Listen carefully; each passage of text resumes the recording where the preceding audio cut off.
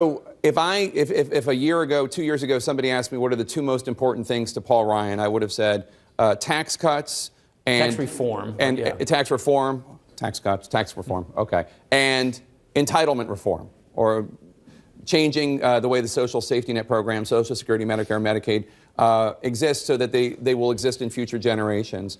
One of them you've done, the other one you have not. The Congressional Budget Office, as you know, this week came out with a report projecting trillion-dollar deficits will start in 2020 if nothing's done, and by 2028, CBO expects that deficit to top 1.5 trillion. Now, the CBO says this is largely, not entirely, but largely because of the tax cuts. Take a listen to Republican Senator Bob Corker. He said, quote, "This Congress and this administration likely will go down as one of the most fiscally irresponsible administrations in Congresses that we've had." Do you disagree with Senator Corker? I do disagree with that. If you take a look at the new projections, which are similar to other projections we've seen from CBO for many, many years, I used to authorize that agency as the budget chair. We always knew we were going to have pressure on deficits hitting $1 trillion because of baby boomers retiring and mandatory spending, which is entitlements, which is 2/3 of our budget. If you take a look at their forecast over the next 10 years, discretionary spending rises about $300 billion. Tax revenues still increase. Entitlement spending increases $2 trillion over the next 10 years. So this is the issue.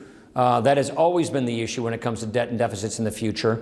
And yeah, that is one of the things that I've talked about forever. And Jake, I got to tell you, I'm particularly proud of the fact that the House, ever since I was budget chairman to this term of Congress, has passed budgets that not only balance the budget but pay off the debt.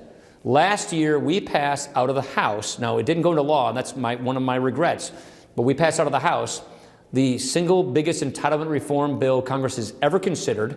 It would have lowered health care premiums. It would have shaved trillions of dollars off of our long-term debt. And unfortunately, that bill did not pass the Senate, but it did pass the House. I'm proud of that fact. So yeah, we got a lot of work to do, but I do really feel that I've helped contribute to advancing this cause of dealing with entitlements in a serious way. And here's the irony of it all. I really think we can make these entitlements better. I think these entitlement programs, Medicare, Medicaid, Social Security, they can work better for future seniors, and we can get this debt under control. But we have to reform these programs. We have not had bipartisan consensus on how to do that.